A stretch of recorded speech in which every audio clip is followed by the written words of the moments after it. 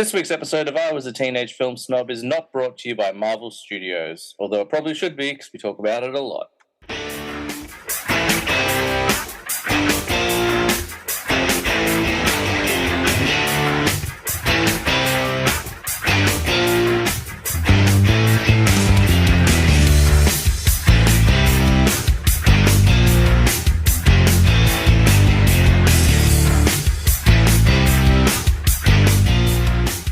Welcome to I Was a Teenage Film Snob. I'm James Chalmers, your friendly neighborhood film snob. And guys, this week is a Pod Squad episode, which means I have a co-host. It's Nick Owen. Welcome back, Nick. Hello, James. Lovely to be here, my friend. Lovely to have you, sir. No Maddie this week, and that's because we had a bit of a scheduling issue. We were meant to be recording tomorrow, but that didn't quite work out. So we're like, hey, let's do it tonight. And Maddie was like, it's my birthday. And so many happy returns to Maddie, by the way. Like, I like you guys, but not that much. No, she actually did. She actually totally said she would record on her birthday, but not everyone has to be like me and be like, oh no, just record a podcast on my birthday. So yeah, right, absolutely. Many happy returns to Maddie. She'll be back on the next one. It does mean we have delayed our Mickey 17 episode again. And we've also delayed our International Women's Day episode, which means it'll no longer be the month of International Women's Day, but that's fine. But when you think about it, is there a time limit on celebrating the women of cinema, or indeed any women? It's a very good point, Nick. A very good point indeed. I think, we're probably being more progressive by celebrating International Women's Day outside of the day itself. It sounds like I'm being sarcastic because I'm using like my podcast voice, but I generally do think it's totally fine to do it whenever. Like, let's celebrate women just because we're big fans of them. Just because we can. How have you been, sir? Very good. As you know, very busy, and apologies for my absence in the last episode, but these things cannot be helped. I think it's so funny that because you cancel, or you had to cancel because you were unwell, and we're like, okay, we won't talk about Mickey 17, we won't do International Women's Day, we'll come up with something else. And the thing that Maddie came up with was Michael Mann and Tom Cruise. I'm like, oh, Nick would have. Yeah, I know. Like a classic Nick Owen topics. But then, in fairness, that was my request when I knew that I couldn't do that recording. I was like, you guys should still record, but hold off on the International Women's Day, because I had some pretty cool contributions to that, which will be revealed when we do record that in episode. December when we do our International Women's Day. But I was like, no, I'm not missing that one. So yeah, no, that'd be good to do. But very good. As I was just mentioning to you in our preamble, getting ready for our we're going on an adventure, to quote the great Bilbo Baggins. My partner and I are going to New Zealand for a couple of weeks, leaving next Saturday. So that's very exciting. We'll be splitting our 2 weeks between the North Island and the South Island. I've been to the North Island a couple of times. That's where Alicia's family are from. Nice. So we spend a bit of time there, but I'm really looking forward to seeing some of the great natural wonders that they have down there. And I do happen to have a Lord of the Rings guidebook, which is like where they filmed all of these locations. So I'm hoping to hit a few of those, and I will hopefully have some photos to go on the on the Instagram reel. We'll have to send those photos off to our friend Jake at Movie Bonus so he can do some more mock-ups of you in different films. Yeah. We talked about that fan art last episode when Maddie was on it. Oh man, that cracked me up to no end. It was so funny. I feel like that's when you know you've made it, when people are doctoring photos of you. Yeah, man, fan art. And to be fair, it was a friend, but even still, like, it just takes one and the ball starts rolling. So that sounds like a lot of fun, man. I've never been to New Zealand. I've got a friend from there, and she was saying that, and I don't mean to scare you, but she was saying the flight between the two islands is garbage. Apparently because of all the volcanic activity and stuff, like there's quite a bit of nasty turbulence. So I have heard that. Alicia's got some horror stories as well about flying in these little prop planes that, like, barely going to make it through the turbulence, but she says it's safe and she has a good time. So I think it's because the Nazgul is constantly circling the skies. Yeah, that's right. Maybe I'll just bring Miranda Otto with me on this trip. She can serve you some horrible stew. Yeah, So that's that'll be right. your in-flight meal. That sounds really nice. I have only met your lovely lady once. It's kind of crazy to think you guys have been together a few years now, and I've only met her the one time. But I know. we In will. fairness, was that a COVID thing? No, it probably wasn't. We started dating at the sort of back end of COVID, I think. So probably just a distance thing, isn't it? Really, It's we a just don't live distance close thing, enough and to it's a do me those. having a kid thing. Mm. Because once we had Zoe, we were just like, oh my god, an excuse not to socialize. Um, but it wasn't even that. It was just like schedules, and I know what it's like. I remember what it was like when I first started dating Tina. I was like, I don't want to hang out with anyone but her. So like, you kind of put a lot of other plans on the back burner just so you can enjoy that kind of honeymoon period as well. Mm. Um, which it sounds like you're still enduring all these years later. So That's right. here's to you, my Permanent, pal. permanent honeymoon period. Well, good to have you back, man. Glad to have you on the Pod Squad today. I'm so trying to make that a thing. Like, I'm using it I quite, everywhere I can. I quite like it, Pod Squad. Yeah, no one else uses it as far as I'm Mm. aware. So, um, I know you're going to talk about a movie later in today's episode, but aside from that one, have you been watching anything? Look, movies, no. Been watching some TV Mm. that have been on my list for a little while. I'm not sure. You mentioned before as we were chatting that you checked out a little bit of TV, so I don't want to Yeah. step on anything that you might have talked about. Well, if you mention I've seen it, we can just share opinions as conversations go.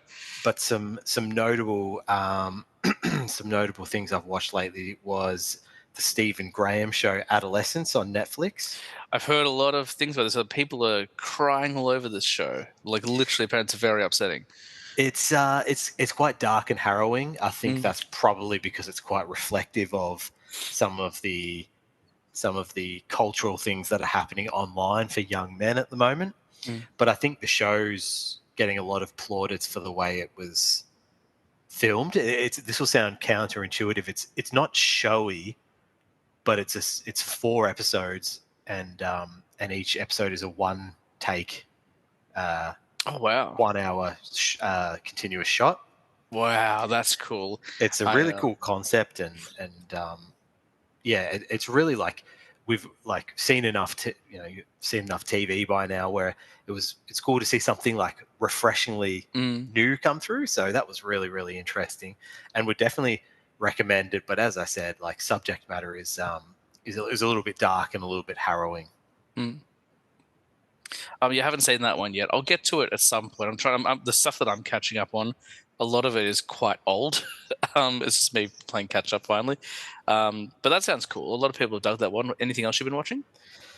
Yeah, I actually checked out. Sorry, I'm just referring to our list because I've got so many shows on the go at the moment. Oh, the David Mitchell show, Ludwig. Okay, Not sure whether it's which one it is. probably Um, Ludwig. you know David Mitchell. Yeah, yeah. Um, He was it's more of in I can't remember the show he did with so and so Webb, but he's been in a bunch. Like there's Mitchell and Webb, and he's also in another yeah. one. And I can't remember what it's called. But he's also on Would I Lie to You and stuff like that. I mainly know him from those British like Panel shows. panel shows. Yeah.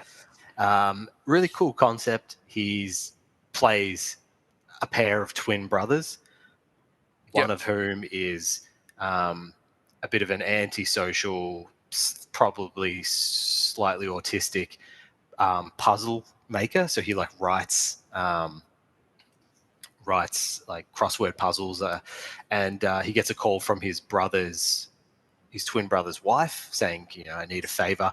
And it turns out that the twin brother, who is a police officer, has gone missing, and he needs to basically impersonate his police officer brother to find out what's happened. And it's cool crime caper, but it's really funny as well. And I like the way that he like gets pulled in and starts to actually solve these murders using his like puzzle skills. Nice. So that's really cool. If you like sort of like British crime and comedy. Yeah. There's a really good British kind of comedy crime show, and they did an American remake, which is also good. And it's called, I think it's called like Murder in Successville or something. And the American one is just called Murderville. It's got Will Arnett. And they're basically, each episode is like a self-contained crime, but it's all improv. And each episode is a celebrity guest. But yeah, the British one is really good. But the American one's good as well. It just made me think of that. Oh, nice one.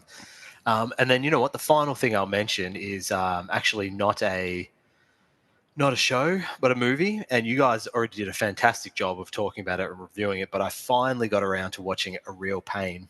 Oh, nice. What did you think? I really enjoyed it.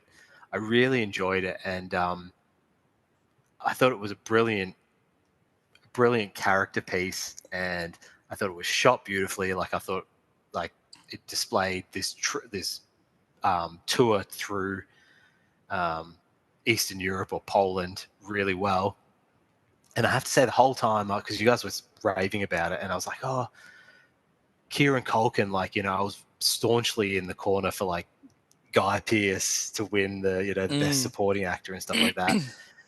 And I was like, oh, Kieran Culkin is really just being Roman Roy, from Succession. If you've seen it, I like, haven't seen Succession. I want to. I was yeah, trying to I was trying to get Tane to watch, and she goes, "I think every character is supposed to be unlikable, and that's not my jam." I was like, "Fair enough. I'll watch it when I get a chance." it is. She's summed it up very nicely. In fairness Yeah, to Tina, but it is TV at the highest like level. It's yeah. phenomenal. But he's kind of playing the same kind of like neurotic, fast talking guy. And then that final scene happened where Mm, he stays at the airport, and he's just looking for connection with someone, and he just mm. sits down, and there's this long shot on his face, and I thought, yeah, yeah, he deserves the Oscar. That is Yeah, really, really good. yeah. It's a wonderful flick, and I really like Jesse Eisenberg as well. Like, obviously, Kieran Culkin's been the focus, but I think Jesse Eisenberg is kind of always kind of accused of doing the same thing, which I don't think is true. I think a lot of his kind of mannerisms show up in a lot of his performances, but his Lex Luthor, for example, is nothing like anything else he's done. Like, that's a very specific character, and in this flick, I felt like I think I talked about it with you and Maddie. He's very restrained in this film. He's not like, yes, he's neurotic, but not like the way I'm used to seeing him in other films. He does have a lot more restraint until he flies off the handle in the restaurant, which is a really good scene as well. I was a little bit. I would have liked to see him get some recognition, but it was a competitive year at the Oscars, so Mm. And I think he's like developing into a really, really, like really competent and good film mate. Because didn't he mm. write and direct A Real Pain as well? Yeah, he wrote and directed. He got Yeah, nominated for the Oscar for writing, but he didn't win. like, Um, yes, maybe that's not going to be. It's not the all-out like Oscars success that's going to catapult him into like the top tier of writer directors, but if that's his level, what he can churn out, he is going to make some incredible films. yeah, I kind of get the feeling he's going to have a similar career. Oh, I wish I could remember who wrote it. Maybe it was Paul Dano who wrote it. But if you've ever seen Ruby Sparks, or if you've seen Little Miss Sunshine, stuff like that, like they're like more indie films, and they're not going to like kind of turn it light the world on fire. But if you get the chance to see them, like most people check them out, are like, oh my god, like how have I never seen this film before? It's just like incredible. And I got that feeling from A Real Pain as well. He just happens to bring a bit more star power because he's a little bit more recognized because he's done a few Mm. more mainstream things. Like he did Zombieland, he did Adventureland actually as well, another land film, and he did Batman vs Superman. So, which he came out recently and said is like that really hurt my career, Batman vs Superman. So, which is a shame because I actually think, like, I know he gets critiqued a lot for that performance. His performance in that film was one of my favorite performances Mm. in the entire flick. I just think his Lex Luthor is so different and so neurotic and like unhinged and like just fighting to keep the mask on so that you can't tell he's a villain. Like, I don't know. I think he does a really good job. It's a shame people didn't dig it. But anyway. Mm. Um, and you know what? Just to balance it out, in case people think I've just been watching like really sophisticated, high cultural stuff, I also enjoy Reacher on Amazon Prime, and I like to see a giant man break people's legs with his fist. Nice. That guy wants to he wants to play Batman. Alan Yeah, Richardson. I could see it. I mean, he's Yeah. a big dude, distractingly big, which works for Reacher because the character is meant to be really tall, really Mm. muscular, um, and he's a great casting for that. I don't know if I see him as Batman personally. Well, he was in Titans and he played Hawk and he was really good as Hawk in Titans. I liked him. I know that show gets a lot of flack as well because it's kind of like very edgy or trying to be edgy. But if you like Phil watched it beyond that trailer and gave it a go. Like, yeah, there's some like kind of cheesy stuff in it, but it's comic books. Comic books are meant to be a little bit cheesy. I thought his storyline, him and Dove's storyline, fantastic. Like some of the best stuff I'd seen in TV that year. So, um, yeah, I think he was. And I think he also mentioned a different role he'd campaigned for. So, I don't know. I'd chuck it. Like, he's a good actor. He was in Ministry of Ungentlemanly Warfare as well. And like, Yeah. you want to talk about range? Like, completely different character. What did he play in that? He's like a Swedish guy in that. He's like a Danish where it's like, yeah, I'm going to fight you. Like, can I do that in 2025? Surely. Surely. Sure. And what about you, James? Anything notable that you've been watching? I've watched a ton of stuff. So since we last spoke, just before we started recording, I'm like, I'm about 110 movies now. No, I'm actually almost 120 movies. I didn't realize. I've been rewatching a lot of the classic Marvel stuff on the big screen because now they've got the home theater set up properly. I'm like, I haven't seen Spider-Man in cinemas since I was 13. Let's whack it on. So I rewatched the Spider-Man movies and I watched the first Punisher film again.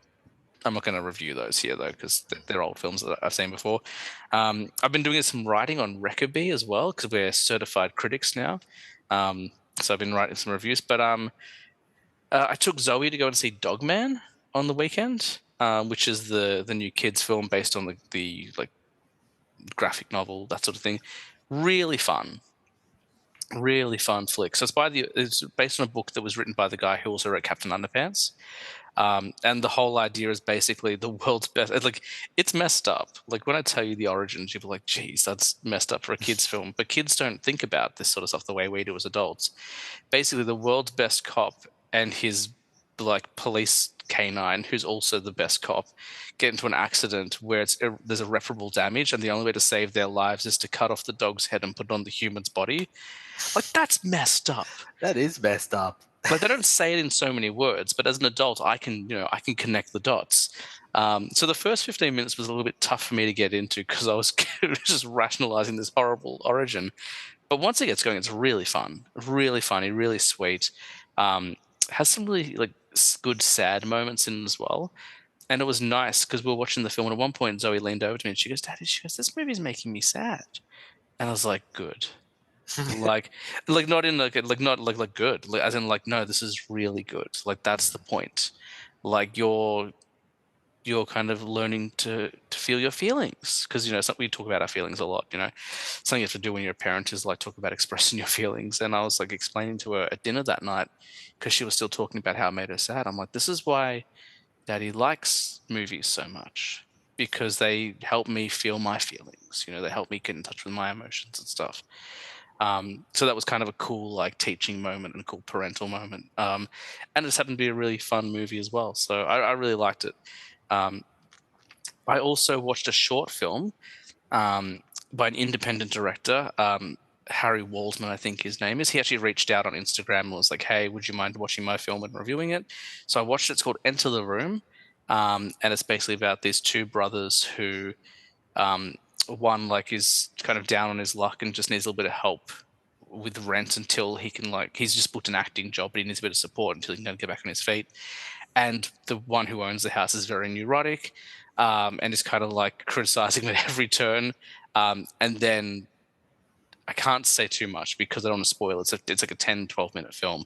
And I don't want to give too much away, but there's a twist, and holy Christ. Because he sent it to me and he's like, it's a psychological thriller. And the whole time I'm laughing. I'm like, when is it going to get psychological? And then the twist happens. I was like, whoa, this is insane. It's really well made. He's actually going to come on the show. So I'm actually going to interview him about the making of his film. So we've already booked it in. So by the end of April, we'll have sat down and had a chat about his short film. And then we'll have an episode where I talk to him, which would be cool. That's great. And this is terrible podcasting content, but did you send this to me to watch? No, I haven't sent this one to you to watch. I got a couple to show you. I got Liquor Bank as well from a couple of weeks ago. I'm still talking to that filmmaker, the producer of that, and we're just trying to schedule a time, so they're going to come on and talk about the short as well. I got a few like stoves in the fire at the moment. I got stoves in the fire, irons in the fire. Why did I throw the entire stove on the fire? I don't know. Because that's how ambitious you are, my friend. Exactly. but yeah, so Enter the Room's really good, and the visual style is very cool. Like I messaged him, I was like, maybe I'm reading too much into this, but do you really like Gaspar Noé? And he's like, I do. And I was like, and that's why. And he goes, yes. I'm like, oh my god, cool. Like, so Gaspar Noé, for people, I'm sure I'm pronouncing his name wrong. For the people who are wondering at home who that is, he directed the very controversial film Irreversible in the early 2000s with Monica Bellucci. He's also done films like Climax, Enter the Void. Lux Eterna, a bunch of. He's a European director, a French director, I think, and has made some truly confronting, nasty films. But his visual style is incredible. It's just like, and I could see like some influences there in the short film as well, and it was kind of cool to see, and in the editing. So I don't think that's available to the public yet, that film though. But I really enjoyed it, and I'm looking forward to talking with Harry about that in a couple of weeks, and then hopefully we'll get a bit of an idea of when everyone else can go see it as well, because it's really good. That's great. That's It's great. always Look forward to hearing nice. that one. It's always nice when you talk to someone about a film they've made and you like the film they've made. Yeah. That's the thing I'm always most nervous about, when people kind of reach out and stuff, because I'm like, oh, what if I hate it? Although I'm the best person to come to because I don't hate anything. So, It's true. and also, I don't know if I can really announce this yet, but that's right. This is not like it's a major news source. Did I tell you about the Joker film, the short film with the guy who plays Art the Clown? So David Howard Horton, who played Art the Clown, he played the Joker in a short film. Did I tell you about this one? I don't think so. Okay, well, I've been talking to the director of that, and he might be coming on as well. Oh, excellent. Yeah, That'd be great. We just have to coordinate our schedules, but that'd be really cool. I mean, they're all really cool. I don't want to like elevate one above the other. Like all of those are really cool options. Because these are all people making their dreams come true, man. Like it's really cool. Maybe he can hook us up with a direct interview with Art the Clown. Well, he's a silent clown, so I don't know how well that'll go. But I did say to him, I was like, if you and the cast and crew, like, wink, like, want to come along. Like, I didn't specifically say David Howard Thornton, but I definitely in parentheses wink mean David Howard Thornton.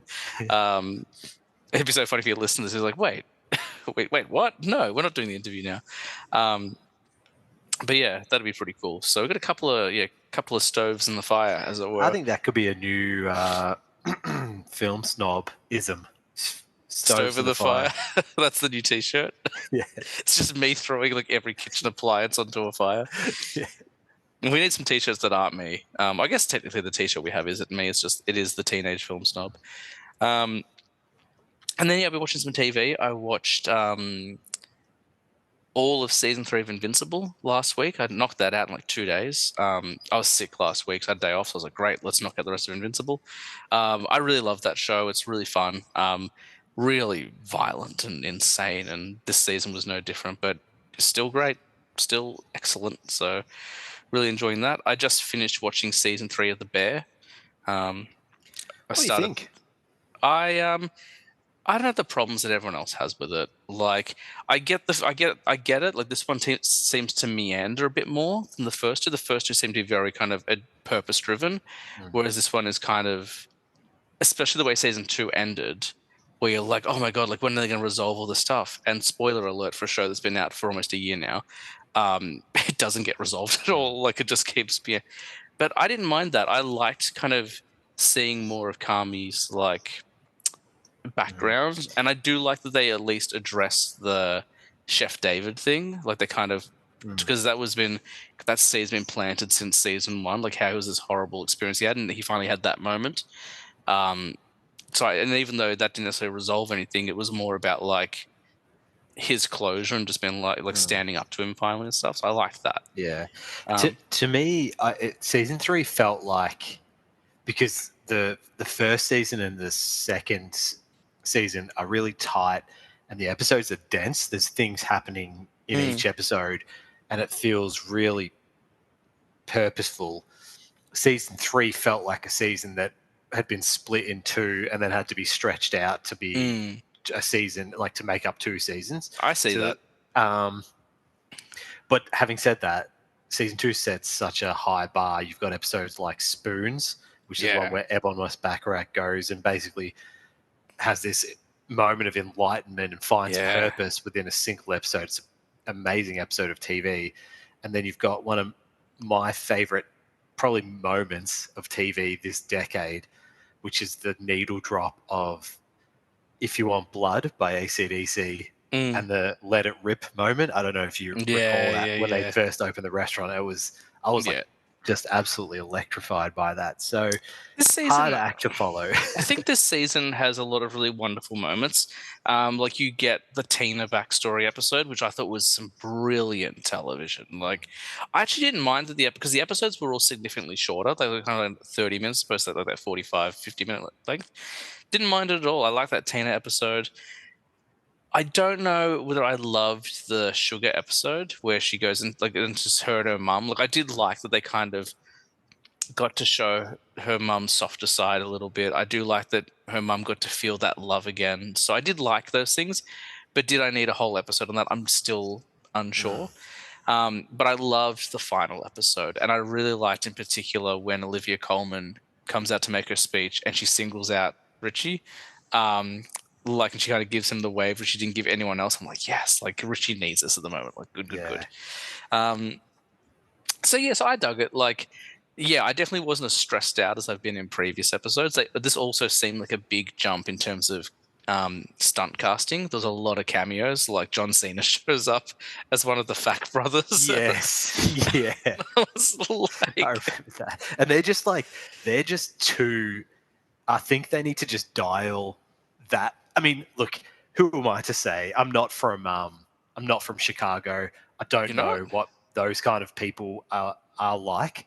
But like to me, I'm just like, oh, maybe just dial it back just one notch because they just antagonize each other to the point where I'm like, this is just unpleasant to watch now. Yeah, I see, and this might reflect poorly on me, but I actually relate to the facts quite a lot, like that kind of constant ball busting, because that's the relationship that I had with my siblings growing up. Just the constant like, did we haunt each other? I don't know about that, but we Yeah, definitely like busted balls a lot. So I see a lot of that. I like Fat quite a bit. I think he's like, and he's actually the only person in the entire cast who actually is like a professional chef, which I think is a kind of cool fun fact. yeah, Um, but yeah, no, I dug it. I'm sure there's other shows I watched. I've been like ripping it up, as it were. Um, and I've never and I'm up to date with Daredevil, which I am loving so much. I Seen haven't. lots of complaints about it because it doesn't have the same doesn't capture the magic of that original season. But it's like, how was it? How was it going to like that original series set such a high bar?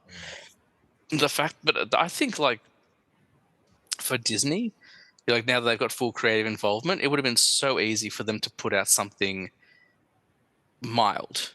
And I still would have enjoyed it because I love Daredevil. Like he's my favorite comic book character, maybe of all time. Like Daredevil is my favorite.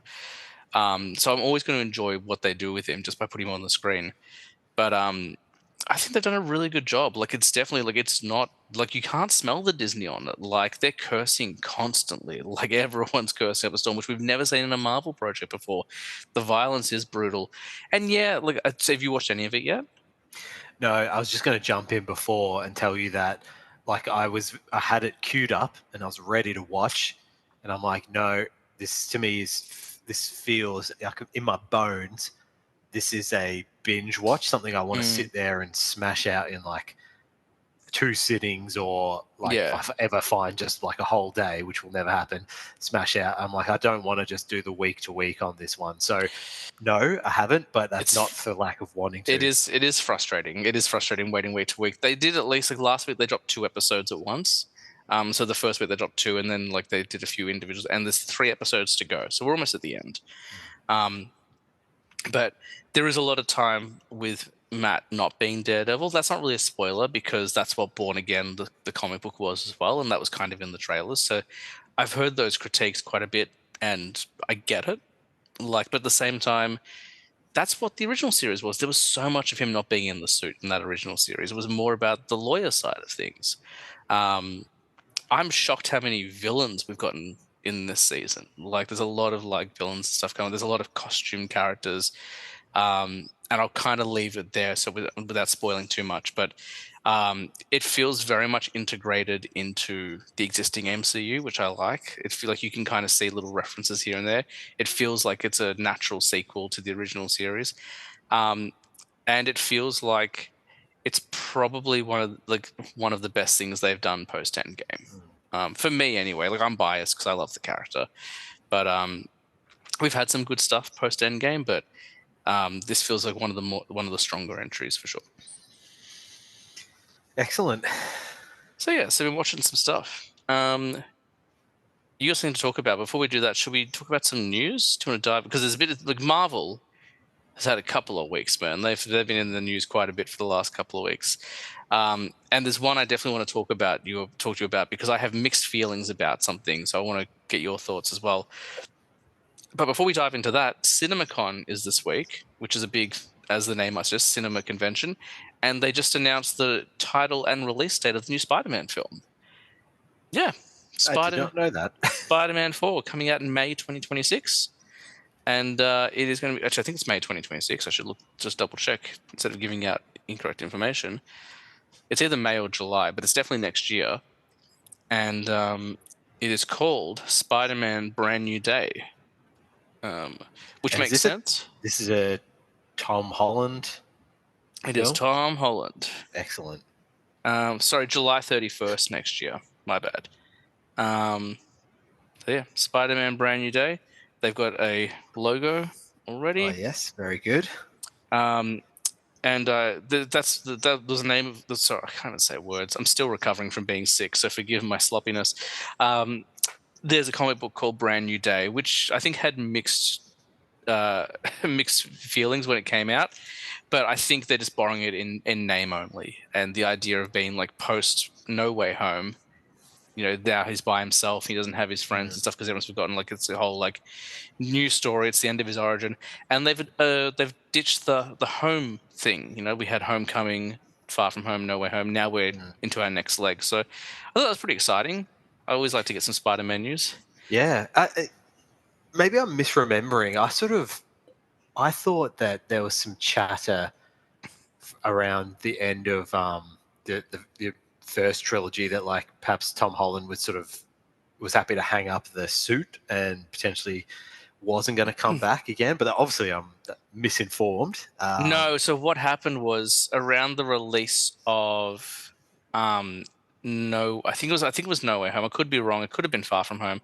But around the release of one of the Spider-Man films, Sony was trying to renegotiate their agreement with Marvel, and they're like, if you don't agree to our terms, we're going to dissolve it. And that's, I think, where it all came from. And then they saw how much money the Spider-Man films were making, and they're like, never mind. We'll keep going.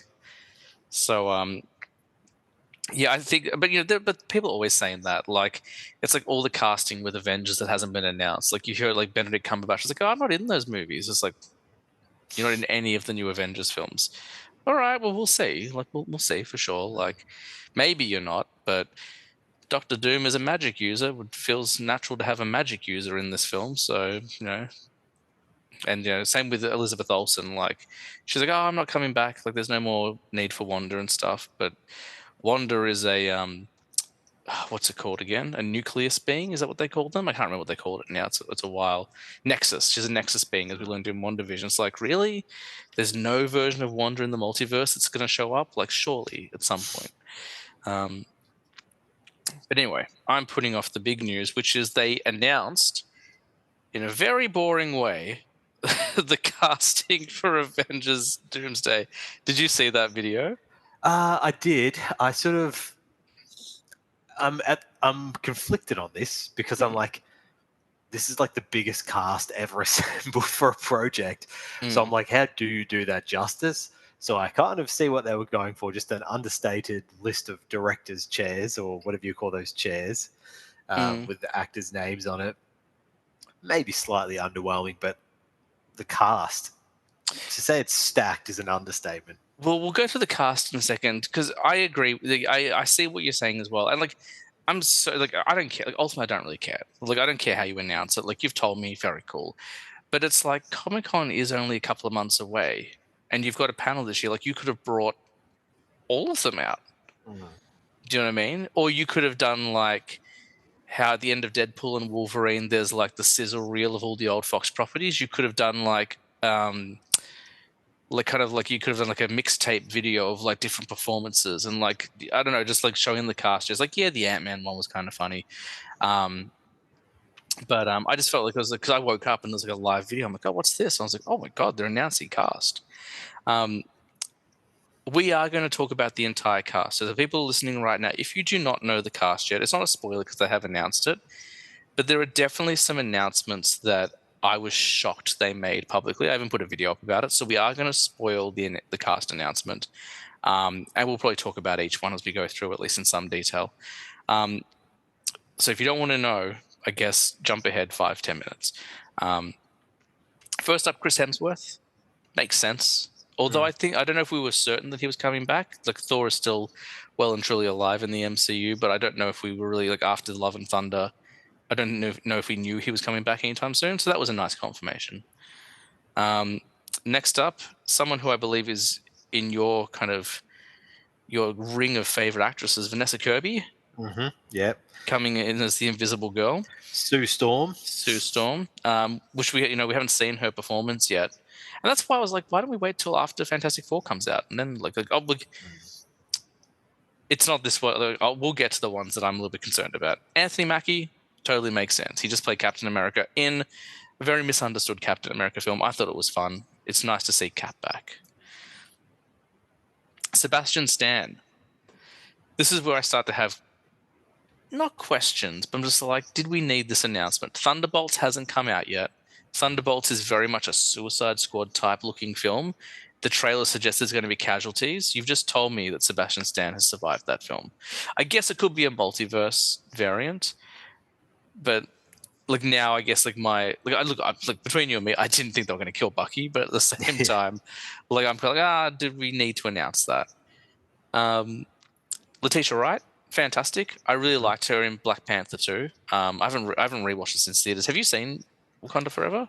I didn't see the second one. Oh, okay. Come over and watch it in Film Snob HQ with me. We'll watch it. It's really good. Okay. Yeah. It's underrated. Paul Rudd, back as Ant-Man. Makes sense. When was the last time we saw him on film? Was it Quantumania? Quantumania, which was 2023, I want to say. Yeah, it was.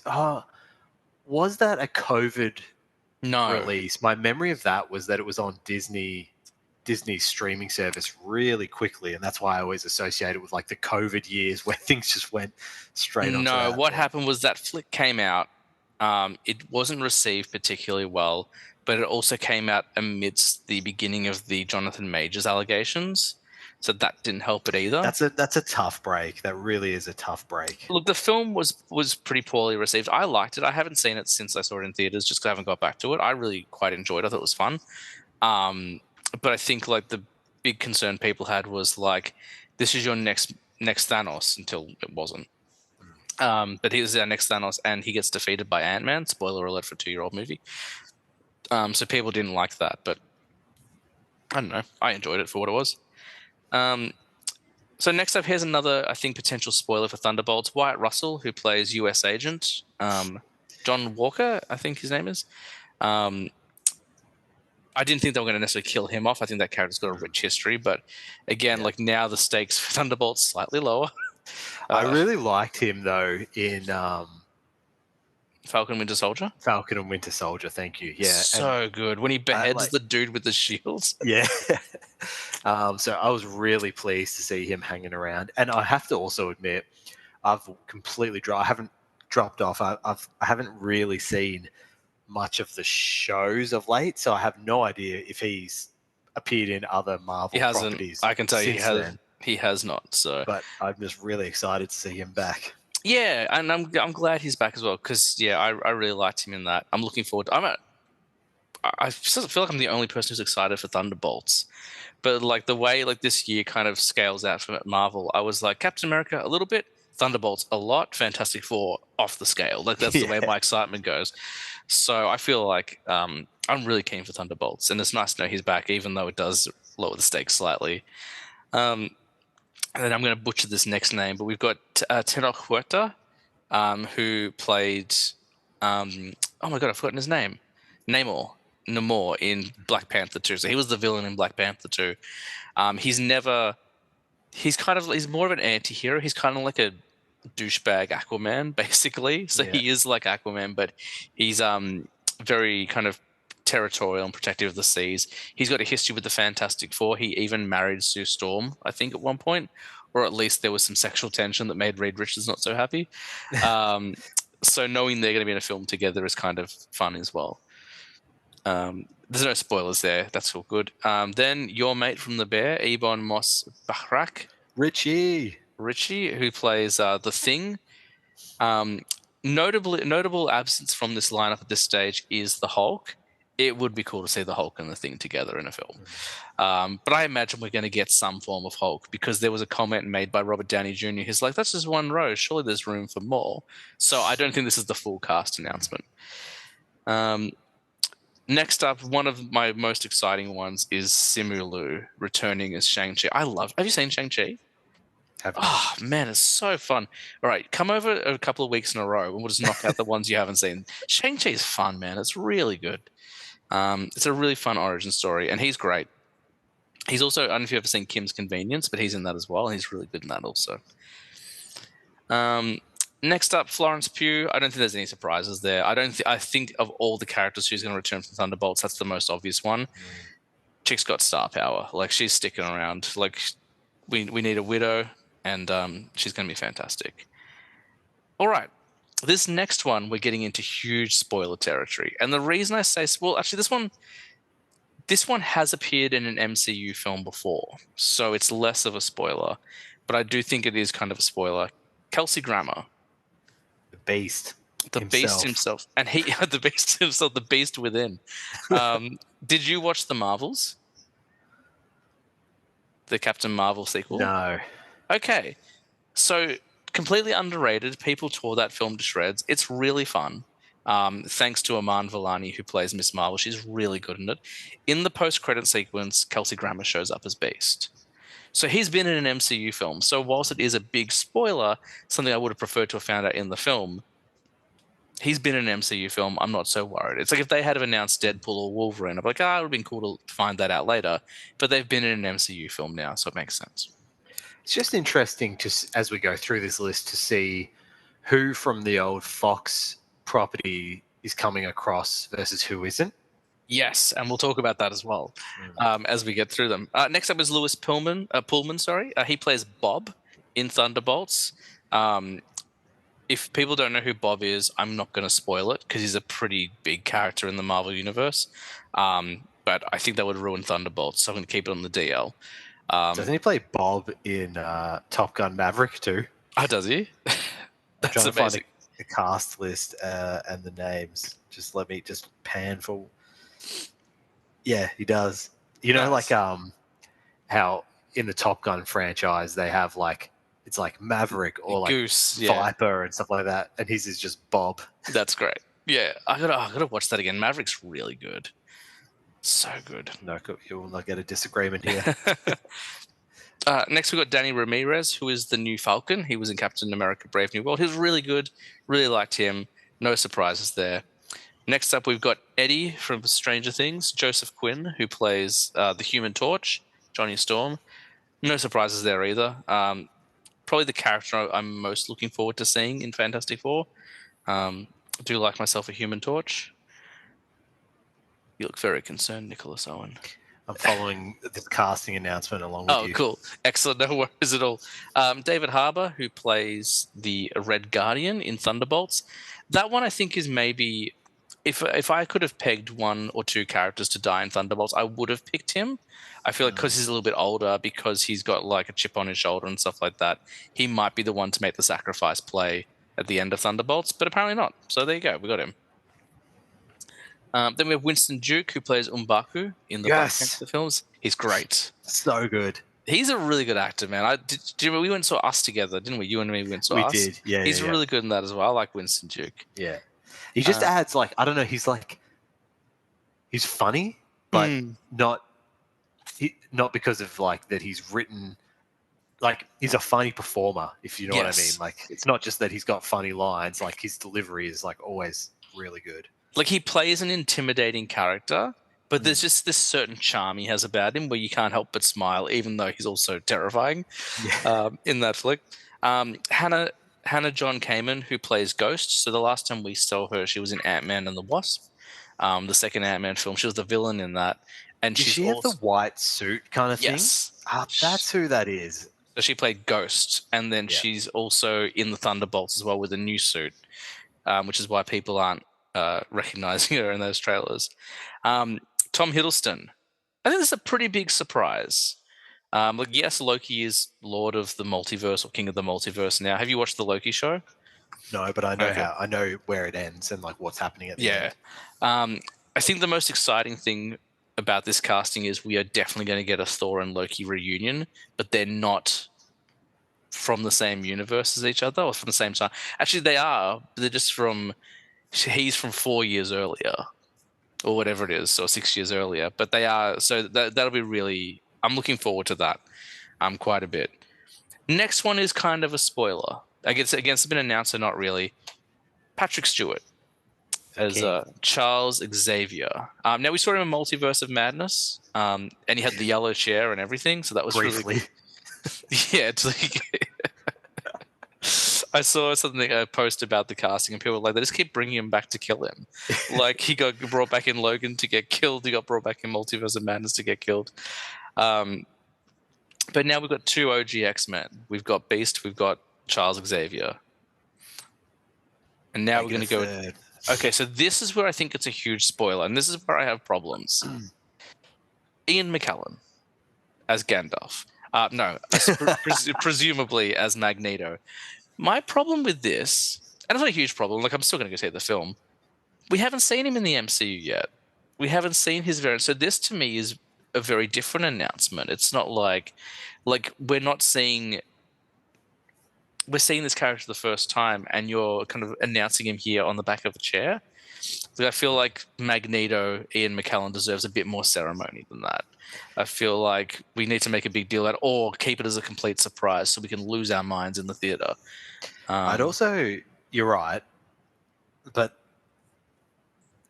the chances that either Patrick Stewart and Ian McKellen, either of them, make it out of this film alive are 0%. Yeah, that's true. They are dead, and I'm sad. I'm already sad going in. 100%. The next one we're gonna get. So we're getting more. So the next few are all Fox X-Men characters. Spoiler alert, and they have not been in Marvel MCU films yet. But these ones blew my hair back. Alan Cumming Boris from as the Incredible Nightcrawler. Yes, Boris from GoldenEye. Never thought I'd see him play Nightcrawler again. Very excited about that. He did a video on Instagram where he's kind of walking like Nightcrawler. It was very funny. Rebecca Romijn back as Mystique. Cool casting. Interesting. Cool. They've gone I thought with she her. was really great as Mystique in the original series.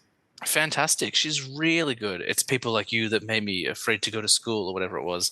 So that really good line. Really cool to see her back.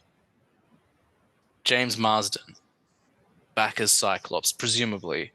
Because that's the thing, like we're seeing all these and we're assuming they're X-Men, but they could recast them as something completely different. I think it'd be a crazy move to do that, but maybe they'll cast him as the president from the show Paradise, which is just the most insane batshit show ever. I would say that. Or maybe as I like to call it. Do you know what Silo is? Do you know that show Silo? Yeah. I call Paradise Timu Silo. Okay. Maybe he's returning as the guy from Sonic the Hedgehog. Yeah. The human. Did you see that meme that was going around? Yeah, I did. So there's he's been in a couple of films with animated animals driving around with them, and so someone added a third one of him as Cyclops with Rocket next to him. So it was like him and Sonic, and then him and Rocket. A lot of people excited by the next one. Channing Tatum, presumably as Gambit. Really fun addition to that Deadpool film. I'm glad he's getting another shot at it. Whether he gets another shot beyond these films, I'm not sure, but very cool. So we get, I would say, 1, 2, 3, 4, 5 huge surprises from Ian McKellen to Channing Tatum. I don't think anyone was expecting those announcements. Pedro Pascal, not a huge surprise. We were expecting that. And then finally, Robert Downey Jr. as Victor Von Doom. Very excited about this casting, even though they've spoiled a couple of things. ultimately, like I was never not going to go see it. I sent you a video someone made, um, like after the announcement was done. Like they'd made like this, the person was like a digital artist, and they kind of showed what an interaction between Thanos and Doom might look like, and that was sick. I Yeah, loved that that was so much. really cool. And that was Ripped based his on skeleton out. that's based on a comic book. Like there's a scene in one of the comics where Doom literally rips out Thanos' spine. So before we go into, I guess, what we're going to talk about today and that film, thoughts? Is there anyone that you're missing from that lineup you would have liked to have seen? Do you have any predictions for what's next? Well, maybe I'll just give you. I think we're on the same page, literally internet Mm, page, of who didn't get announced, and I'm mm. keen. Just give me like the old gladiator thumbs up or thumbs down, but audible for the audience of who wasn't announced. Do we think we're going to get Jeremy Renner as Clint Barton? Well, I hope so. I saw another meme going around, and like whenever Jeremy Renner doesn't show up in an Avengers film, they lose. So they need him to come back. Yeah. Um, I hope we get get him. I hope we get. They're setting up young Avengers, so like either him or Kate Bishop has to show up for sure. Yeah, I do feel like he had a definitive end point after the Hawkeye TV show, and Mm. it was about him sort of like um, reconnecting with his family. So, Mm. yeah, Benedict Cumberbatch as Doctor Strange. If he's not in Doomsday, definitely Secret Wars. We're gonna see him back. I know he said he's not in any Avengers films, but he's got to show up at some point. I know he's off with Clea at the moment. Him and Charlize Theron were doing some multiverse stuff, but these are the multiverse finale movies, so he's got to show up. Tom Holland as Spider-Man Peter Parker. We're definitely going to see a Spider Person. That's my feeling. It might not be Tom Holland, but I feel like in the original comics, in the Secret Wars comics, that's where the symbiote first latches on to Spider-Man. So we're seeing a Spider-Man or a Venom, or we're seeing a Spider-Gwen, perhaps, or maybe a Miles Morales, because he was teased 10 years ago in that first Spider-Man film. Pardon me, sorry. And finally, Hmm. the legend himself, Steve Rogers. Oh, I Um, should say Chris Evans playing Steve, specifically playing Steve Rogers. do we see a Steve Rogers? I see a world in which there's a multiverse Steve Rogers, or maybe we get a Captain Hydra. You know, maybe because at one point in the comics he played it like Steve Rogers went bad and he played like an evil Captain America. If you've got Robert Downey Jr. playing Doom, why not? Like, I heard a theory that like all the original cast were going to come back and play villains. I'm like, I actually don't. Like, I know that seems like a cheesy move. I kind of like that. Like, why not? Um, And so keep going. like, now the only other one I was going to say, which is not featured in this article, Mm. but considering they bring back some of the old Fox characters, is Yes. I would have loved to have seen a multiverse Yoan Griffith come back as Yeah. from I can't think of who's the leader of the Fantastic Four. Like, Mr. what's his actual? Fantastic. Oh, Reed Yeah, Richards. Reed Richards. Sorry, I was going to call him Richard Reeds. Yeah. Reed Richards. I would Um, love that. I would love Joan Griffith. I'll say this. I would like him and Miles Teller to come back because Miles Mm, Teller played Mr. Fantastic as well. Um, but yeah, I would love that. In terms of X characters, I reckon we're probably going to get Halle Berry. I think mm. she's a surprise. I think we're going to get her. Um, I would like to see Famke Janssen back as Jean Grey, even though she died a billion times in those flicks. I believe Anna Paquin is going through some health issues at the moment, so I don't know whether she would be back. Um, but yeah, bring him back. Bring back Ben Foster as Angel. Like bring them all back. Bring back, like, bring them all back. I'm cool with that. I would like to see our defenders show up. I'd like to see Daredevil and Punisher. I know Punisher wasn't a defender, but I'd like to see John Berthel. I'd like to see Tom Jane from the original Punisher film show up, or what's his name, Dolph Lundgren show up as Punisher. Go back to the '80s. Like, I feel like the multiverse provides so many opportunities. Like, it depends what they want to do. It depends, and look, obviously, this is going to be the conclusion to the saga. So these two films, probably three. I think it sounds like Secret Wars is going to get split into two movies. Um, they're going to have a lot of heavy lifting to do, and how much they want to lean on the stunt casting and multiverse angle. Like they can't sacrifice a good story for that. So, um, but I trust the Russos and I think it's Stephen McFeely's back as the writer. He wrote all of the Captain America films and the last two Avengers films with his writing partner. So they've got the best team involved, I think, to do this. So um, apparently Ben Affleck was approached to play Daredevil and he politely declined. There's a whole news article that came out this week about him yet again talking about not wanting to play Batman and stuff. So, which is a shame, but it is what it is. As long as we get a Daredevil at some point, I'll be happy. But that is exciting casting news. I think next step is to see some sort of teaser or some sort of, I don't know. When did you say the Comic-Con panel is happening? Well, they just started production this week, so I don't know if they'll have anything to show us. Yeah. Although, do you remember, like the year before Infinity War came out, they released a video and like it's day one of Infinity War, and it was like Chris Pratt and Tom Holland, everyone just on the set, like in front of the green screen. That was like, I remember like that like blew my mind. I was like, oh my god, the Guardians together with the Avengers is amazing. So I hope they do something like that again. That was really fun. I think that'll whet appetites more. Like I would have almost preferred them wait, not announce the cast, and then just be like, hey, here's the people on set, and then you just see like Patrick Stewart roll by or something like that. Like that would be probably assuming he's in the wheelchair during that scene. Yeah. But anyway, I hope that they might do something like that for Comic-Con. But the next thing is Thunderbolts, which is about a month away, because Thunderbolts is out the first week of May, if I remember correctly, and we've just started April. So, and then Fantastic Four. I can't wait. I got such a soft spot for the Fantastic Four, man. Like it's one of the you can look at all those films, and none of them are particularly great.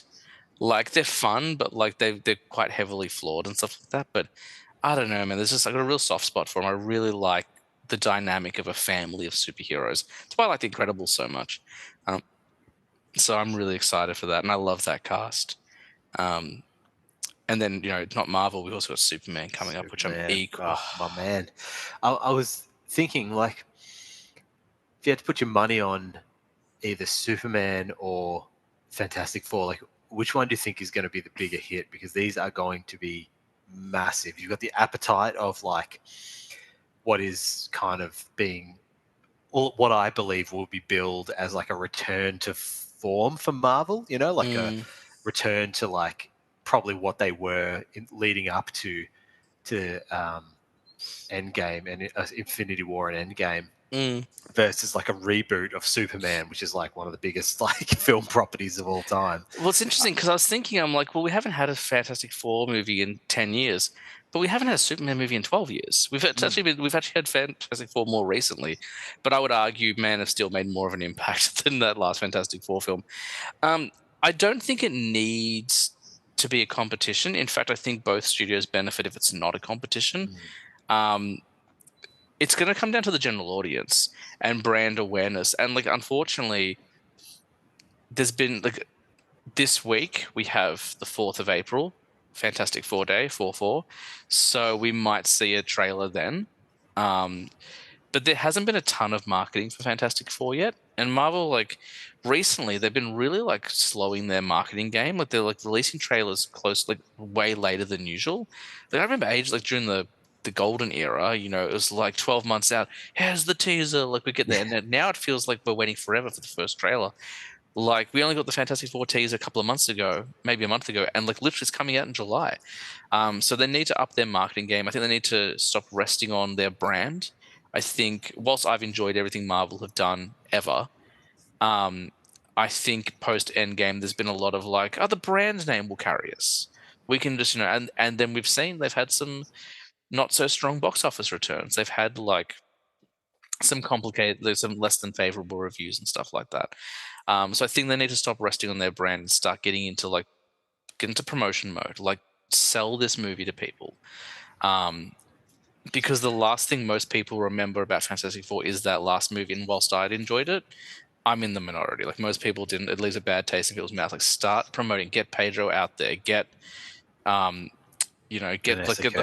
get the whole cast out. I was gonna say get Robert Downey Jr., but he's apparently not in this film. He's Doctor Doom in Doomsday, not in Fantastic Four. So, but get the Yeah. cast out there, start like pimping this thing. I'm all there. I'm with you on some of that. Like I'm here for you on getting the cast out there, which I know will happen as Mm, you know as it in the lead up. That's when you'll start to see all that content come out. It's just the way that's all timed. But slightly disagree with the trailers. I'm kind of almost anti-trailer now, and the longer mm. a trailer is out, the more chance I'm probably just going to give in and click on it. But I do think they've cut trailers to include too much plot. They're too long, and I just don't want to know. Like, a trailer shouldn't give me a snippet of every location, Yes, character that's going to come up in the movie. You want to be surprised, agreed. and I just don't get that from a trailer anymore. It's just 100%, spoiled. 100% agree. But what I would say is you also need to show the general audience something. Like the general audience has seen one snippet of this Fantastic Four film. Like, because you and me are going. Like, we have that brand loyalty. We know it's coming out. Like, we have that excitement. But, like, the target age for Marvel fans is like what 10 to 15 years old. Like that's they're a family brand. Like yes, they're banking on comic book readers and like movie fans to go, but really they're selling movies to young adults. That last Fantastic Four film came out, the oldest end of that cap, 15 years old, they were 5 years old when that movie came out. Most of them don't know what the Fantastic Four is. So we're excited because we're like, it's Mm. Marvel's first family. We've loved them forever for 20 years. Most kids don't know what it is. So we just need to get a bit more brand awareness. I agree with you on the trailer thing. The Superman trailer, I found out recently, the one that came out last year, only includes footage from the first 12 minutes of the movie, apparently. So I'm like, That perfect. is, yeah, that's how I want it. That's how they did it with Endgame. It's how they did with Infinity War. Remember how Marvel used to film fake scenes for trailers? Yeah. Like they did that. Like you can do that sort of stuff. Um, so I think Superman probably hedges the bets a little bit because people know, like Superman is still very much a global brand. They're doing a lot of a lot of heavy toy production now. The merchandise is starting to roll out. Like there's backpacks and action figures. The new Superman logos out there. Like they're starting to roll all the merchandise out. So I think at this stage Superman has the advantage, and he's just more recognizable than Fantastic Four. Um, but DC also only have the one film out this year, so they can kind of focus all their attention on the one movie, whereas Marvel have got three, which is definitely a slower release for Marvel than usual. Um, but yeah, like I am nervous for Fantastic Four a little bit because I wonder how the general audience will go. We just need it. We've only had a teaser. We haven't had an official trailer yet, so I think they're probably going to drop their trailer this week you know if the math adds up 4-4. Like that's Fantastic Four Day every year in comics. They normally do something for Fantastic Four Day. So um, if they drop a trailer like a proper like a good one, I think we Mm. might see some more buzz. It is time for the hype machine to start ramping up. Mm. Um, Release the world engine, as Zod would say. should we talk about here? Talk about it here and now. I haven't seen here, but this is the new Zemeckis Tom Hanks film. It certainly is, and I'm fairly confident I can give this a pretty thorough review, really without spoiling it's not a film drenched in plot anyway, Hmm. but as you said, it's the new film directed by Robert Zemeckis, possibly the king of boomer directors, who's just like, screw you, studio, I'm doing what I want. Directed one of my favorite films of all time, Back to the Future. Back to the Future, of course. And I recently checked this film out. I do really like Robert Zemeckis' films. Love Tom Hanks. Love Robin Wright. So I was always going to watch this film. Oh, Forrest and Um, Jenny back together. I didn't. that's right. I So knew there was important casting there. I couldn't remember. So, yep. it's the Forrest Gump crew back together, and it's really interesting. This film, Can you refer to them as the G Unit, please? or the Gump crew, Gump unit. Sorry, No, I because I just feel thought. like Gump unit or Gump crew sounds offensive in some way. Yeah, sorry. I just made myself laugh a little bit too hard. All right. So it's hard not to view this film as a little bit of a gimmick. I don't know if people are out there are sort of familiar with what this film is. It wasn't a big hit. Is this the This is CGI de-aged one, and they're playing younger versions of themselves? There is a bit of that, but this film is set from a single vantage point, right? It's called Okay. Here, and it's about a place where we live our lives. And so it's I'll take you through the time periods that this spans, Mhm. but that's the premise of the film. That's what you really want to know going in, is like the camera does not move. It's Oh, almost like a play in that sense, right? The camera is in one corner of this living room and it does not move, right? And so uh, what I would say is it's like a good Nolan film. It's really non-linear in the way that it tells its story. It's mm. more like vignettes. We drop in and out of these people's lives, and so I'll give you a timeline of the time period that this spans. Is we have uh, the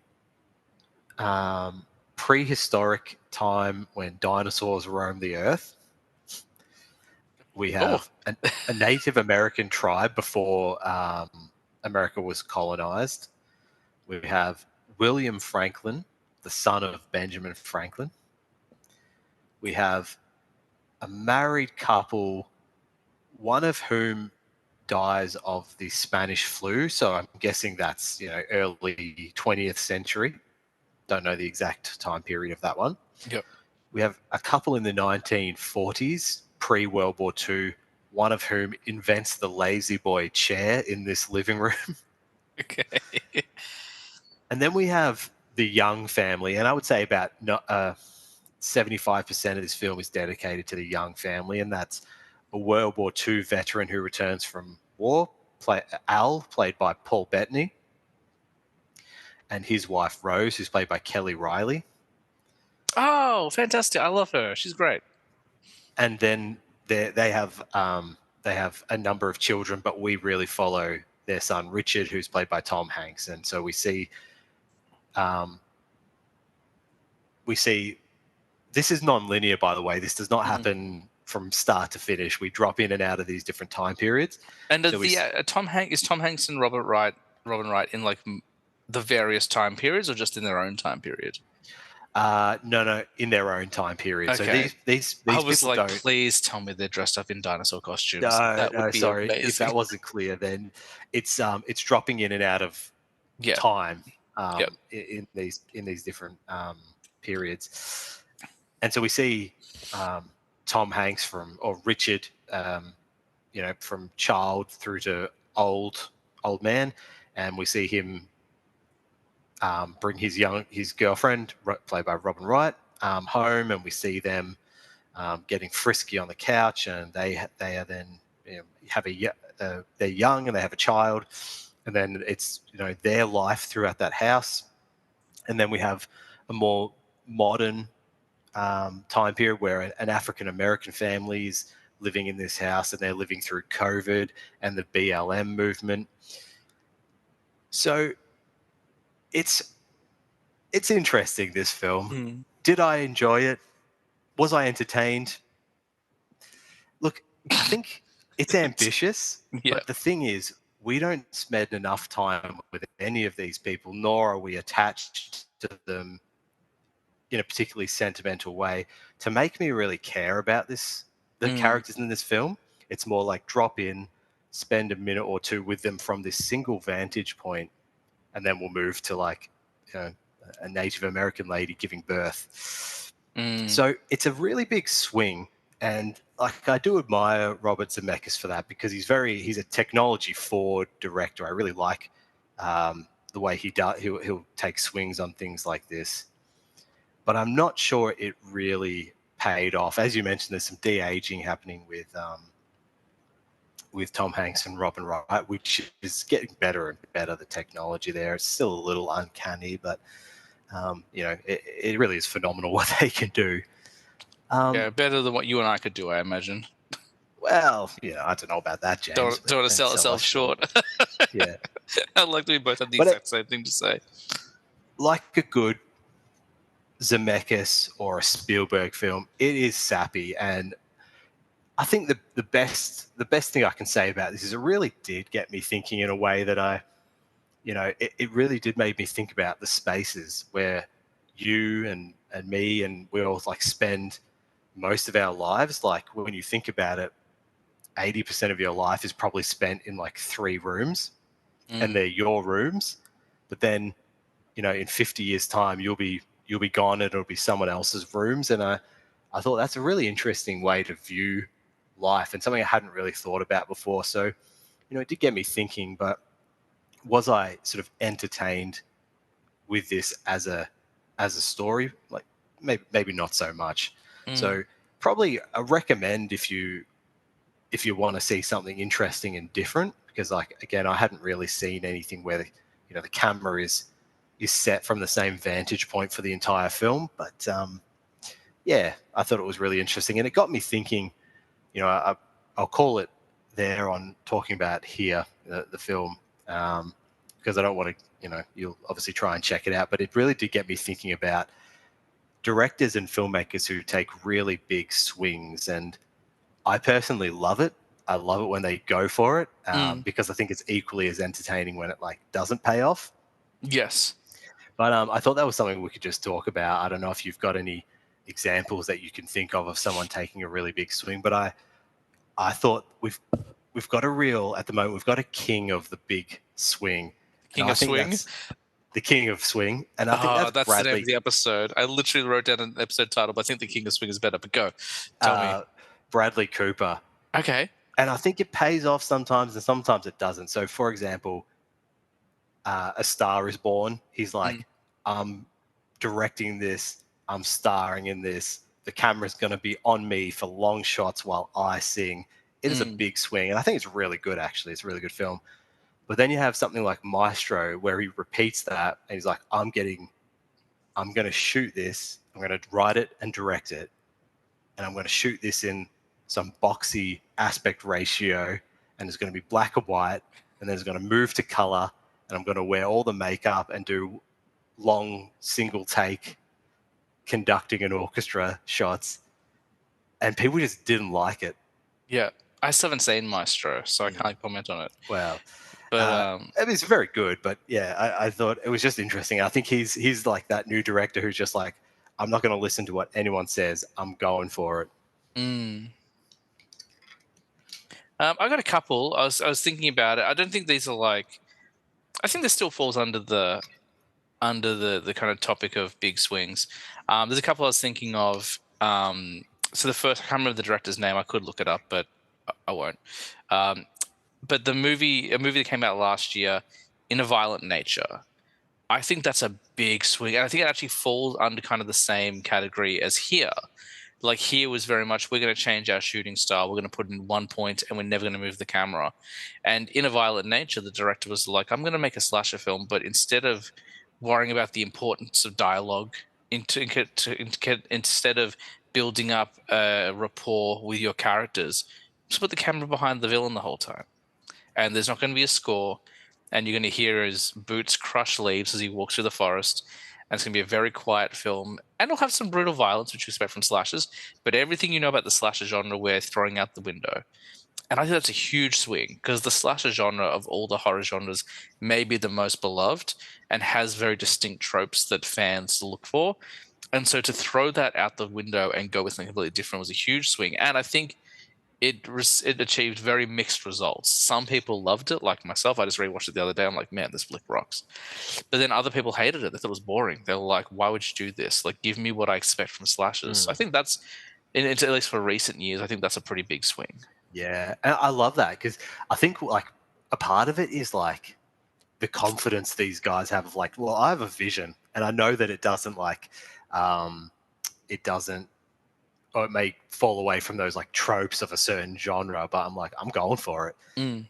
I did think I was like probably the greatest swing I've seen in the last like 20 years, I would say, is like by Marvel. And yes, they had a lot of confidence Mm. here, but I really think like Guardians of the Galaxy fits into this Yes. category because like they were on this trajectory of like traditional, well known franchises. Like we had like Thor, maybe not Iron Man because that was a bit of a minor character, but by that time, he was quite, established in the Marvel canon. Like, Captain The America. most famous character they had was Hulk, and they Yeah. didn't even really have him. They could only borrow him. But then, right in the middle of this, as their star was ascending, they're like, we're going to get James Gunn in, who's going to make a trilogy about this like little known band called Guardians of the Galaxy, where there's like a tree and a raccoon. Yeah. And boy, did it pay off. And so that's why I love it. I think I just love that kind of like confident, balls out filmmaking.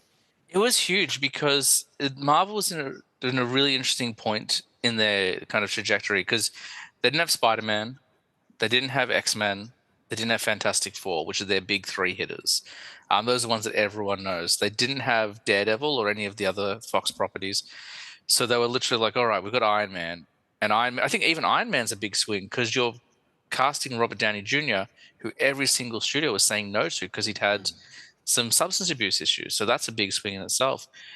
But you get to 2014 and they actually prioritized Guardians over Ant-Man. Ant-Man was meant to come out next. But then there was the kind of fallout with Edgar Wright and stuff. So they moved forward with Guardians. And I think Guardians works particularly well because of everything you just said. And we were at the point in our lives as film viewers where we hadn't seen a Star Wars film in a long time. I remember talking about it with someone, I think someone we worked with together. Afterwards, I was like, man, I'm like in a world where we're not getting any Star Wars films. They can keep making these Guardians movies because this feels like a Star Wars film to me. Like it went back to that kind of traditional, like just cover them in body paint. Like that's how we're going to make our aliens, and it's so effective. And then like it's also like tongue in cheek and fun, and like Star Lord is kind of an approximation of Han Solo, but way more cocky than Han Solo, Yeah. and way less qualified, but like a wannabe Han Solo and stuff like that. Yeah, there was a period of time where you know what? To be fair, I think Marvel is still taking big swings.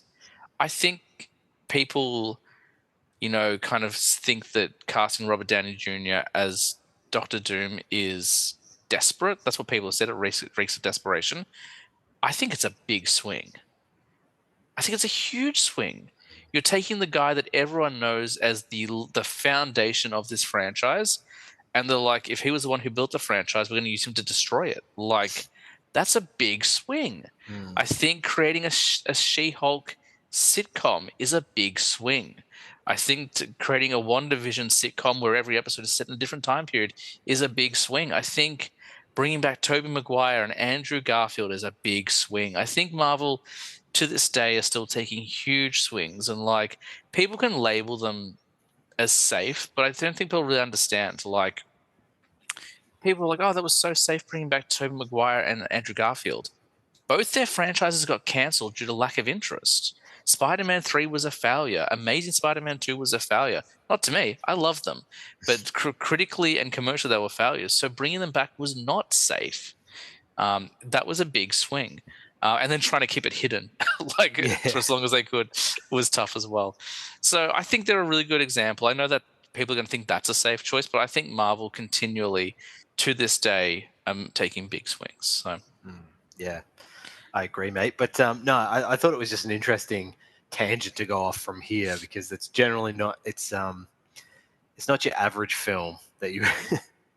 I do feel for I do feel for any like unsuspecting viewers who just went to the cinema without knowing what they were going to watch and just thought, oh, there's a new Tom Hanks film. And then all of a sudden the camera doesn't move and you're seeing a dinosaur. When you were talking about the start, before you clarified, it literally sounded like a movie that has Tom Hanks that I've never seen called Cloud Atlas. Yeah, Cloud Atlas is another big swing. Yeah, like that's because like the whole cast plays multiple characters across the universe, basically across all of time. And I thought that's what it was. I'm like, wow, like he went back and did another one. I'm like, is here just a sequel to Cloud Atlas? I get the feeling that Cloud Atlas is a film that I'm totally gonna dig. Like I feel like it's really a me film. It's a challenging film. It's like I haven't 3 watched hours, it isn't it? from. Yeah, it is, and I haven't watched it for a long, long time actually. I don't recall loving it, but you know what? be worth another watch. Maybe if you can get the Blu-ray in, we'll crank it up on your big projector. You got to come over. We'll watch a bunch of stuff, but we got to fill in those Marvel gaps first. We got to get you prepared for Doomsday. Doomsday preppers. We'll do that. That's what we'll call it. Just you and me. We're like getting pizza and watching movies. I'll throw one more big swing and then we'll get out of here because we've been going for about an hour and a half, so we'll wrap things up in a sec. I've talked about it a lot with you actually on the podcast, but I'm going to throw Damien Leone, the New York director and creator of the Terrifier franchise. I think, first of all, to create a film as violent as it is, using practical effects is a big swing. But after the second film made the money that it made, like it was huge, like that second one, he got, I don't know if you know this, and I don't know if this is public knowledge outside of the fan base, but he got offers from just about every single studio because they're like, wow, this guy makes money. This guy, he's got a fan base, he makes money. And every single studio in Hollywood was like, we'll buy Terrifier, we'll fund the third one. And he said no to every single studio because he was like, look, this is the first scene of my new film. And it's pretty brutal. I won't spoil it because I know you're thinking about watching them. And he's like, I know that no studio in their minds are going to fund a film that starts out like this. So I'm just going to fund it independently. And I'm going to own the rights to it and I'm going to distribute it. And I'm not going to get an MPAA rating. So in America, their rating system is a bit different. It's not a government body. It's like a Christian parent body. And if you don't get a rating, you get an NR. That means you're not allowed to advertise. You can't put out trailers in theaters. You can't put up posters and stuff. And it pretty much kills the film. It's a death notice for films. And that movie made $100 million. It opened up opposite Joker Folie à Deux and destroyed it in the box office because he was just like, I'm just going to stick to my guns.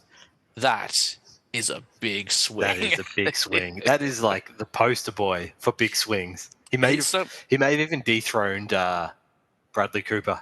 Yeah, so much so that like the Sean Baker, the director of Anora, in his Oscar run before the Oscars, he was like winning awards left and right.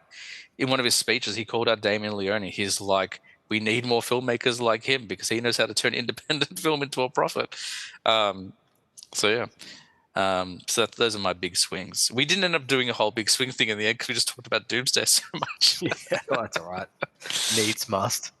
That's for those who are listening and haven't figured it out yet, there was no plan going into today. We're like, we'll just see what happens. But it was always a lot of fun having you on the show and talk. I say having you on the show, you were co-host of the show. It's my show now. It is your show. I was a teenage. I don't know. Yeah, I don't have it. I'm still very sick. I don't know if you can hear it in my sinuses. I am struggling a bit. Can I just say what a Herculean effort you've put in tonight, James? I feel like Hercules. I'm on a new. We didn't talk about this before. It's not really podcast material, but I'm on like a new diet plan. I'm trying to take better care of myself. How's that going? What are you counting your macros? What are you doing? I'm not counting my macros. I'm just trying to make better choices. You know, I'm on day 2. So I haven't had anything deep fried in a couple of weeks, which is really good. And just trying to introduce a bit more green into my meals and stuff like that. So just instead of, having, going around to drive through at lunch or whatever, I'm making sandwiches at home and like loading them up with lots of veggies, and I'm not having hash browns for breakfast. I'm having, a sensible portion of toast and peanut butter and stuff like that. And just making little changes, like not, I feel like going cold turkey is the wrong way to go, but just by snacking smarter as well. So instead of, going for candy bars, I'm like, I'll just get a little bit of popcorn, or I'll get like a handful of nuts and stuff like that. So just making little changes. And then once this sickness clears, I'll get into an exercise routine as well. But yeah, well, Rome wasn't built in a day, and this stuff is, you got to introduce it incrementally, because you're right. It's a big ask. Yeah. If you're trying to start any new habit, and now we're moving into a self-help podcast. That's it. Welcome to It Gets Worse. No, it's a big ask, whether it's eating healthier, exercising, reading a book, cutting down on screen time. I think the temptation for us all is to set lofty goals and then go, this week I'm doing this, this, and this, right? That's not possible. There's a million studies out there that'll tell you that that's crash dieting, and you just it's not sustainable. So I think what you're doing is really smart, mate. Just Thank you. you It's just very sort rare people accuse me of that, so I'll still win there. I used to be able to do it. Like I'm not. That's the thing. I'm not as young as I was. When I was in my 20s, like you were there, you witnessed firsthand. Like I dropped a ton of weight in a very short period of time just because I had raw determination. But I also didn't have a mortgage or a child, yeah. back then, and I was also very sad a lot of the time because I wasn't eating the things I wanted to. So I don't want to sacrifice my happiness. But I am. I do want to take better care of myself. So I'm just taking it day by day. But yeah, so Well done. I'll keep you guys up to date. And thankfully on Instagram, you only see me from the shoulders up anyway, so you can't see how everything rolls and sags. Um, but I'll keep you guys updated. That's a weird way to end the podcast, but we probably should leave it leave it there. Next week's episode, we have 2 international guests coming on. We have Brian Rupert from Reviewing History and Jimmy the Hair Guy, who has been on The Stern Show and has also been on Tell 'em Steve Dave. He's a lovely guy. So I sat down with them and talked about slasher movies. So they're going to be on next week's episode. So keep an eye out for that one. Before we get out of here, do you have anything you need to plug? Anything you need to tell people? Listen to this podcast. Yeah, do it. Seriously, what else are you doing with your life? Just listen to it. Nick Owen's here. That should sell all the tickets you need. If I'm here, why Where aren't are you you? here? Yeah. And if you're not here, then you're not hearing that. So Yeah, you can't hear these baseless threats. Have a lovely trip as well in New Zealand. thank you. Well, will we chat before? I suppose it's going to be a bit difficult to schedule something in, but I don't want to. I don't want to have to wait another month to Talk about hear International Women's Day and Mickey your 17. yeah. You know what? If we haven't been able to catch up and record before I leave, perhaps I'll just have to like do a little solo pod that you can like edit in.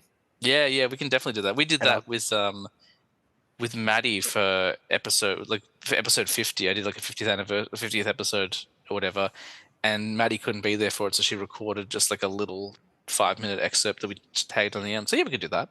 And I'll just like do little you can do little sound bites you can insert like I'll do me laughing and go, oh, what a choice, James. Now I'll move on to one. Or do you remember in The Office where it's like that person who really has got him or herself into quite a predicament? Yes. Before I forget, last thing before we get out of here, by the time this episode goes up, if all is according to plan, our website will be live. And that's very exciting. You'll be able to stream the episode from there. You'll be able to buy merch. You'll be able to see photos of all of us and read our bios. It's pretty bare bones at the moment, but there's going to be a lot more stuff going on the website as we go on. But we've decided it's time for a proper web presence, so we will have a website. I can't tell you the address yet because I haven't purchased it. But we're looking at probably Film Snob HQ. That's what we're looking for. So, excellent. Well, thank you, Nico. Lovely to see you. And Lovely to see you. Hope also, everyone enjoyed the episode. And listeners, tell us what you think. Like, do you like the new format where we have one solo episode and then a Pod Squad episode? Do you like that? Because personally, I love it. It's making my life very manageable. And it's nice knowing I have a team I can come back to and work with every other week. And I can still, and like, we're getting a lot of interest from other filmmakers and stuff, which is nice as well. So it's not, I find that it works quite well. But I'd love to hear what people think. How do you like it, Nick Owen? I love it, mate. Getting to chat more frequently. Get the thing is, I was saying this to you before. We'd do an episode every few months, and I would just I'd be bursting with insights about the film industry in general. Yeah. And we would end up doing these really, really long episodes, which I'm sure they weren't even coherent by the end of them. So I'm loving it, and Maddie's a genius. Yeah, the chemistry between you guys is fantastic. It'd be like it'd be good when we get you both. Oh my god, I can't say words. We need to wrap this up. It'd be good when I can get you both back on at the same time again. But that was a big swing. Let's end on that. That was me taking a big swing there, putting you two in a room together, and what a swing that turned out to be. Dividends paid off. That's it. I can't wait to get the three of us together. That's genuinely, I'm like, wow. Maddie will have an insight about a film we've watched. I'm like, I did not even think of that. You are very smart. She's both, and I'm sure she won't mind me saying this, she's both incredibly intelligent and an absolute maniac. Like she walks that tightrope so well. Well, that's going to do it for this week's episode of the show. Thanks, everyone, for listening and putting up with my nasally voice. I should be back to normal next week. But until then, that's it from us here at Film Snob HQ, where it's movie night every night. I've lost the record button again.